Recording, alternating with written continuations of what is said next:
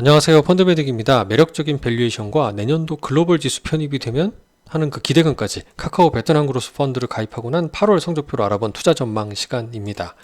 한 달 동안 3.55% 상승을 했어요. 물론 이후에도 더 상승했습니다. 9월 들어서도. 빨강색이 베트남 그로스 카카오페이 증권에서 가입한 펀드고요. 녹색은 똑같은 에이스 브랜드 한투의 베트남 VN30 ETF입니다. 얘도 최근 3년 성과 기준으로 액티브 펀드가 ETF보다 잘해요. 그 이유는 제가 일전에 말씀드린 적 있죠. 그 영상 찾아보시면 됩니다. 신흥국가 프론티어 마켓으로 갈수록 액티브의 정보 비대칭성이 더 나타나는 게 아닌가라는 부분입니다. 변동성이 이렇게 들쭉날쭉하지만 중심선을 이어보게 되면 진짜 우상향하는 게 무섭습니다.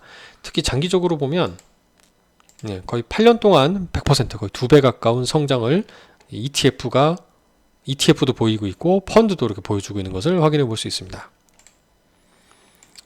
조정도 별로 없지만 이렇게 한 번씩 5% 넘게 5%, 8%, 6% 떨어질 때를 감안해 봤을 때는 월간 수익률 기준으로 5% 이상 하락하면은 그때가 주로 기회였구나 생각이 됩니다. 향후에도 이 정도가 폭락하게 되면 사야 되는데 참 그때 다른 일로 바쁘지 않기를 바랄 뿐입니다. 그때마다 타이밍을 놓쳐버리곤 하죠. 주요 섹터별 비중으로는 프론티어 마켓답게 금융업의 비중이 높은 것을 볼 수 있고요. 상위 10종목의 경우는 잘 모르는 회사가 아무래도 많죠. 이제 우리 이미 알고 있는 그런 회사들도 많이 보이지만 빈 관련된 회사, 빈 그룹 그런 등등도 보이는데 여기에는 지금 상위 10개는 지금 안 보이는 것 같습니다. 월간 코멘트상의 특징적인 부분은 엔캐리 트레이드의 청산과 빅테크들의 조정을 꼽고 있고요.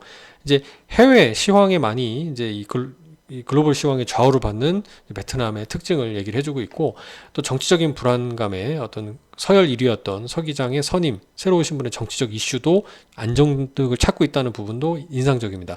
이런 프론티어 마켓으로 갈수록 사실 정치가 경제에 앞서는 경우가 많은데 그런 경우에서 정치 안정이 되게 중요한 포인트가 되겠죠. 자, 향후 운용 계획상으로는 펀더멘털을 꼽고 있습니다. 2분기 실적을 발표하는 걸 봤더니 견조한 이익 성장을 확인했는데 베트남 경제 지표도 시장 예상치보다 높게 잘 나오고 있다고 하네요. 그리고 밸류에이션 관점에서도 12배 PER 기준으로 여전히 매력적인 레벨에 있다라고 얘기를 하고 있고요.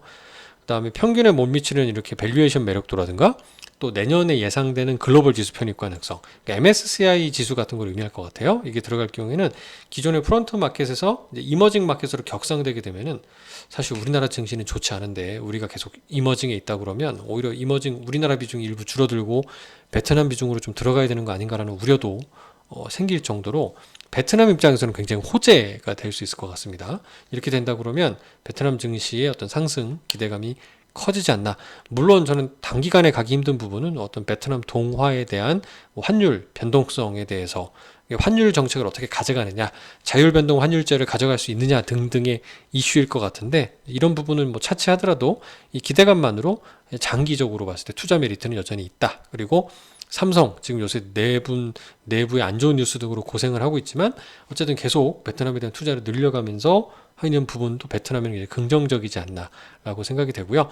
그래서 지수는 이런 대외 변수만 추가로 악화되지가 않는다면 한 1300포인트 이상에서 안착할 것이라 전망하고 있네요.